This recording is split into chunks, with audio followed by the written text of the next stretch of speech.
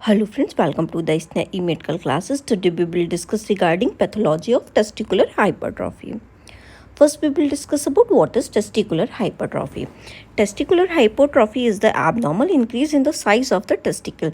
Testicular hypertrophy में क्या हो रहा है, हाइपर जब कोई भी टर्म आता है तो उसमें क्या होता है, कोई भी चीज़ का साइज जो है वो इंक्रीज़ हो रहा है, कोई चीज़ जो है वो तेज़ हो रही है, ठीक है, या कोई चीज़ जो है वो ज़्यादा होती है तो हम क्या लगाते हैं, हाइपर। तो यहाँ पे किसका जो है वो इंक्रीज़ हो रहा है, तो यहाँ पे जो टेस्टिकल है उसका क्या हो रहा है, हाइपरट्रॉफी हो रहा है, उसका साइज जो है वो इंक्रीज़ हो रहा है।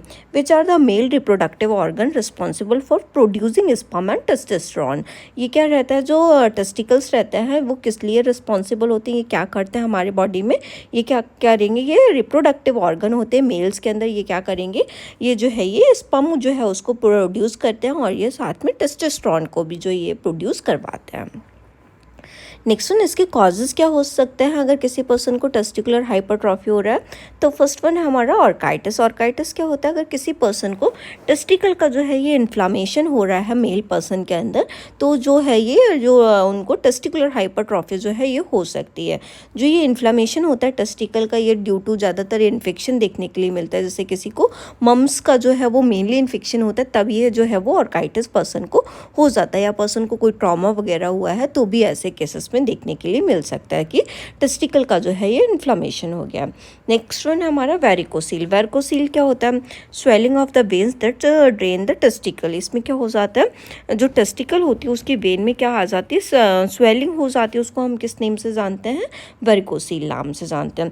That lead to increase blood flow and testicular enlargement. इसकी वजह से क्या हो जाता है, जो हमारा टेस्टिकुलर्स होते हैं उनका इनलार्जमेंट हो जाता है। क्यों, क्योंकि वहाँ पे ब्लड फ्लो जो है वो बहुत ज़्यादा हो गया, क्योंकि वहाँ पे स्वेलिंग हो रही है, वेन्स जो है वो प्रोमिनेंट हो गई, ठीक है, तो वहाँ पे ब्लड सप्लाई जो है वो ज़्यादा हो जाती है, ब्लड फ्लो ज़्यादा हो जाता है, तो उसकी वजह से टेस्टिकुलर इनलार्जमेंट जो है वो देखने के लिए मिलता है।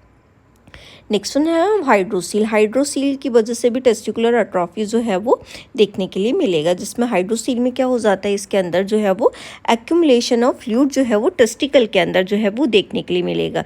ये क्या है, ये हमारा स्क्रोटम है, इसके अंदर क्या रहती है, टेस्टिस रहती है। टेस्टिस की ये जो है यहाँ पे क्या एक्यूमुलेट हो गया, फ्लूइड जो है वो एक्यूमुलेट हो गया, इसको हम किस नेम से जानते हैं, हाइड्रोसील। तो इसकी वजह से भी क्या देखने के लिए मिलता है, टेस्टिकुलर हाइपरट्रॉफी देखने के लिए मिलता है।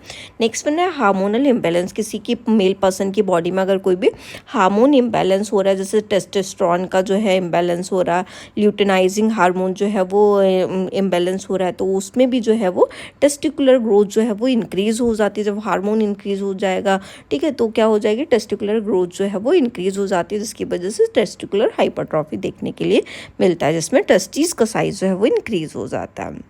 Next one, tumour. किसी पर्सन को बिनाइन और मेलिग्नेंट टेस्टिस के अंदर जो है वो ट्यूमर हुआ है, तो ये भी क्या कॉज कर सकते हैं, टेस्टिकुलर हाइपरट्रॉफी जो है ये कॉज कर सकते हैं। यहाँ पे देखिए टेस्टिस के अंदर क्या है, ट्यूमर, इसकी वजह से क्या हो जाएगा, इसकी हाइपरट्रॉफी जो है वो हो जाएगी।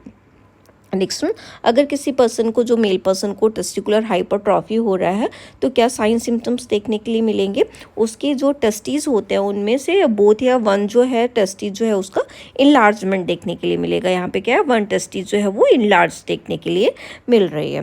Next one, sometimes the underlying cause में manifest with the additional symptom का। समटाइम इसका जो कॉज होता है कुछ ऐसे एडिशनल सिम्टम्स के संग, मतलब ऐसा कॉजेटिव एजेंट हो सकता है, तो उसमें एडिशनल सिम्टम्स जो हैं वो देखने के लिए मिल सकते हैं। जैसे कि पर्सन को फीवर आ सकता है, इनकेस अगर पर्सन को ऑर्काइटिस वगैरह हुआ है, इन्फ्लाम्ड हो रहा है उसका टेस्टिस, तो इन्फ्लामेशन में क्या होता है, पर्सन को फीवर भी देखने के लिए मिलता है। तो उसके साइन सिम्टम्स में अगर ऑर्काइटिस की वजह से अगर उसको टेस्टिकुलर हाइपरट्रॉफी हुआ है तो उसको फीवर भी देखने के लिए मिलेगा।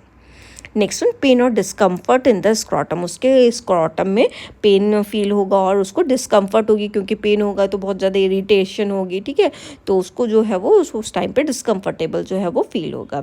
चेंजेस इन टेस्टिकुलर टेक्सचर और कंसिस्टेंसी। उसके टेस्टिकुलर टेक्सचर जो होगा और उसका कंसिस्टेंसी जो है वो चेंज हो सकती है, जिसमें उसके हार्ड लम्प्स वगैरह जो है वो देखने के लिए मिल सकते हैं, राउंडेड बम्प्स देखने के लिए मिल सकते हैं, उसका शेप साइज जो होता है वो कंसिस्टेंसी वो चेंज देखने के लिए मिल सकता है, उसका टेक्सचर एकदम जो, क्योंकि उसकी जो स्किन जो होगी लार्ज वगैरह होगी, हाइपरट्रॉफी होगी, तो वहाँ पे उसकी कंसिस्टेंसी पैटर्न जो है वो चेंज देखने के लिए मिलेगा, और इसकी वजह से उसका टेक्सचर भी जो है वो चेंज देखने को मिलेगा। नेक्स्ट वन पैथोजेनेसिस क्या रहती है टेस्टिकुलर हाइपरट्रॉफी की। The pathogenesis of testicular hypertrophy varies depending on the underlying cause. इसकी जो टेस्टिकुलर हाइपरट्रॉफी की जो ये पैथोजेनेसिस रहेगी ये डिपेंड करती है कि किस कॉज की वजह से जो है उसको टेस्टिकुलर हाइपरट्रॉफी जो हुई है। For example in orchitis it result from the inflammation and infection.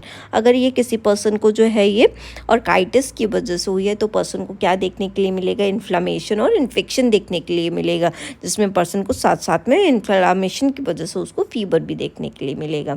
In case of varicocele it is due to the pooling of blood and increase pressure. अगर ये वेरिकोसील की वजह से हुई है तो वहाँ पे क्या हो जाएगा, ब्लड सप्लाई जो है वो इंक्रीज हो जाएगी, तो वहाँ पे पूलिंग ऑफ ब्लड देखने के लिए मिलेगा, बहुत ज़्यादा ब्लड जो है इनगॉर्ज हो जाएगा उस एरिया में, तो उसका प्रेशर जो है वो इंक्रीज हो जाएगा उस एरिया का।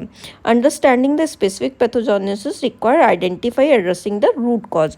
तो अगर हमें स्पेसिफिक इसकी पैथोलॉजी अगर पता लगानी है, पैथोजेनेसिस क्या है, तो इसका पर्टिकुलर रीज़न क्या हो रहा है, किस रीज़न की वजह से हो रही है, तो उसी रीज़न की वजह से वैसे ही सिम्टम्स जो हैं वो देखने के लिए मिलते हैं। नेक्स्ट वन ग्रॉस और माइक्रोस्कोपिक पैथोलॉजी क्या देखने के लिए मिलेगी। अगर हम इसका नेक आई से एग्जामिन करेंगे, ग्रॉसली एग्जामिन करेंगे, तो उसका जब विजुअल एग्जामिनेशन किया जाएगा तो उसकी इनलार्ज टेस्टिकल्स जो है वो देखने के लिए मिलेंगे। जो टेस्टीज होंगे उसका साइज़ जो है वो इंक्रीज़ हो जाएगा, उसमें स्वेलिंग देखने के लिए मिलेगी और उनका जो पैटर्न है वो इरेगुलर भी देखने के लिए मिलेगा। यहाँ पर ये ग्रॉसली जो है ये टेस्टिकुलर एट्रॉफी को जो है वो दिखाया गया है, तो यहाँ पे इनका इनलार्जमेंट जो है देखने के लिए मिल रहा है, इन पे देखने के लिए मिल रही है, साथ साथ में इनका जो टेस्टिकल्स है एकदम से रेगुलर भी देखने के लिए मिल रहे हैं।